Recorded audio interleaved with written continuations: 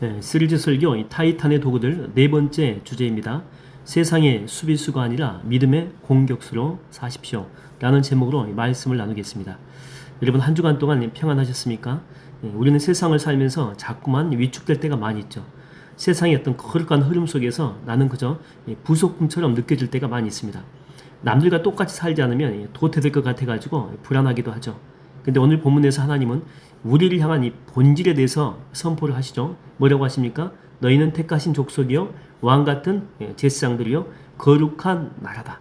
그의 소유가 된 백성이다. 이렇게 이야기합니다. 이것은 뭐 단순히 듣기 좋은 칭호가 아닙니다. 그러니까 세상의 방식에 끌려다니지 말고 하나님의 방식으로 세상을 압도하며 살라라고 하는 영적인 이 사령장과도 같은 것. 영적인 사령장. 오늘 이 세 가지 신분을 통해서 우리가 회복해야 될 우리 삶의 태도를 나누고자 합니다. 첫 번째는 수비하지 말고 공격하라.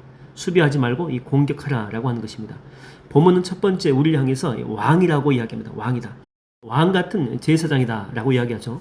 여러분 이 왕은요 명령을 기다리는 자가 아니고 명령을 내리는 자입니다. 상황에 반응하는 수비수가 아니고 상황을 주도하는 공격수다 라고 하는 거죠. 근데 우리의 일상을 살펴보게 되면 어떻습니까? 아침에 이렇게 눈을 뜨자마자 세상이 보낸 그 알람들이 참 많아요. 뭐 뉴스도 있고 카톡도 있고 그 메일들 이런 것들에 반응하느라고 정신이 없습니다. 이것은 왕의 삶이 아니다라고 하는 거죠. 실리콘밸리의 그 전설적인 투자자 가운데 크리스라고 하는 사람이 있는데 크리스는 이런 삶을 경계하며 인생을 두 가지 종류로 나눕니다. 내 인생에는 공격적인 삶과 수비적인 삶이 있다. 아침마다 타인이 보낸 메일함을 뒤지는 것은 내 삶을 남한테 맡기는 수비적인 삶이다. 그러면서 또 그는 뭐라고 이야기를 하냐면은 승부를 결정하는 이 골은 대부분 공격수들이 넣는다는 거예요. 그러니까 남의 요청에 하등지등 반응하는 그런 수비수가 되지 말고 오직 나만의 할 일 목록을 만들어가지고 공격적으로 인생을 살라고 이야기합니다. 그래서 여러분 우리가 아침에 눈을 뜨게 되면 스마트폰 켜기 전에 먼저 무엇부터 해야 됩니까? 기도해야 돼. 기도에 무릎을 꿇어야 돼. 세상이 시키는 일이 아니고 왕 대신 하나님께서 오늘 내게 주신 그 사명이 무엇인지 묻고 하루를 시작하라고 하는 거죠. 그게 바로 영적인 주도권을 쥔 거룩한 공격수의 삶이다라고 하는 것입니다. 저는 여러분의 삶 가운데 이런 은혜가 있게 되기를 주의 이름으로 축원드립니다. 두 번째는 세상과 단절된 이 거룩한 시간을 가지라고 하는 것입니다. 세상과 단절된 거룩한 시간을 가지라. 본문은 우리를 이렇게 두 번째로 이 거룩한 나라다 그렇게 이야기하십니다. 여기서 이 거룩이라고 하는 것은 구별됨이죠. 구별됨. 즉 세상과 섞이지 않았다라고 하는 그런 뜻이죠.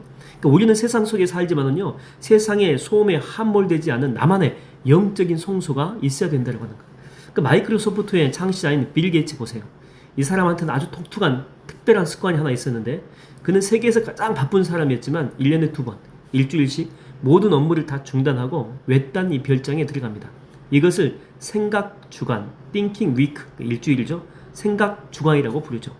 그는 이 기간에 인터넷 끊고 전화도 받지 않고 오직 책을 읽고 사색하면서 회사의 미래를 구상합니다. 그 윈도우와 같은 혁신적인 아이디어들이 바로 이 고독한 침묵의 시간에서 나왔다고 하는 거죠. 여러분 세상에서 가장 성공한 사람도요 이런 단절 시간이 없으면 무너진다는 것을 알고 있잖아요. 하물며 영적 전쟁을 하는 우리는 어떻겠습니까? 예수님도 보시게 되면 사역의 전성기에 한적한 곳을 찾아가서 홀로 기도하십니다. 여러분의 삶에 이 거룩한 단절이 있습니까?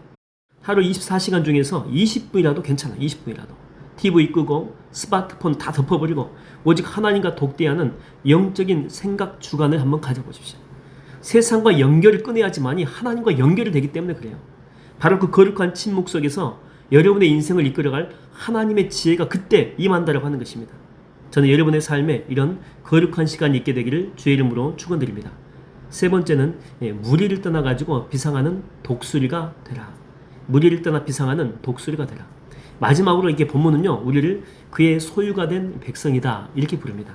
이것은 우리가 하나님의 특별한 이 보물이다 라고 하는 그런 뜻이죠. 여러분 보물은요 흔하지 않습니다. 희귀하고 유별납니다. 그래서 여러분들은 하나님의 보물이기 때문에 남들과 똑같이 살려고 하지 말라고 하는 거예요.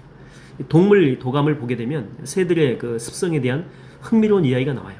참새나 이렇게 뱁새 같은 작은 새들은 보면 늘 떼를 지어가지고 몰려다닙니다.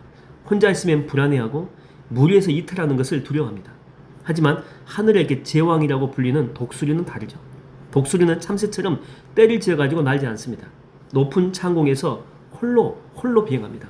고독해 보이지만은요, 그 홀로 있는 시간 때문에 가장 높이 날고 가장 멀리 봅니다. 하나님은 우리를 참새 때처럼 세상 유행에 휩쓸려 다니는 그런 존재를 우리를 부르지 않으셨다는 거예요. 독수리처럼 믿음의 날개를 펴고 홀로 거룩한 비상을 하라고 우리를 불렀다라고 하는 것입니다. 세상 친구들 다 가는 죄악의 자리에 내가 없다라고 해서 여러분 불안할 필요가 없어요. 그들은 다 참새들이고 다 뱁새들이라니까요. 남들이 다 예라고 할 때 신앙 양심을 지키기 위해서 아니오라고 말하는 그 유별남에 대해서 두려워할 필요가 없다니까요. 그 고독한 거룩함이 바로 여러분이 하나님의 특별한 소유고 세상이 감당할 수 없는 영적인 독수리다라고 하는 그런 증거가 되기 때문에 그렇습니다. 말씀을 맺겠습니다. 하나님 오늘 우리에게 패배자의 옷을 다 벗어버리고 왕의 옷을 입으라고 말씀하십니다. 첫 번째는 왕 같은 제사장으로서 아침마다 남의 요구에 반응하는 그런 수비수의 삶이 아니고 믿음의 공격수가 되라는 것입니다. 두 번째는 거룩한 나라로 세상의 소음을 다 차단하고 주님과 독대하는 생각 주관, 기도의 골방을 가지라는 거예요. 세 번째는 이 소유된 백성으로서 물에 제발 휩쓸리지 말고 홀로 비상하는 영적인 독수리가 되라고 하는 것입니다. 이번 한 주간 세상과 구별된 거룩한 야성을 가지고 여러분의 가정과 일터에서 승리하는 저와 여러분 되시기를 주의 이름으로 축원드립니다.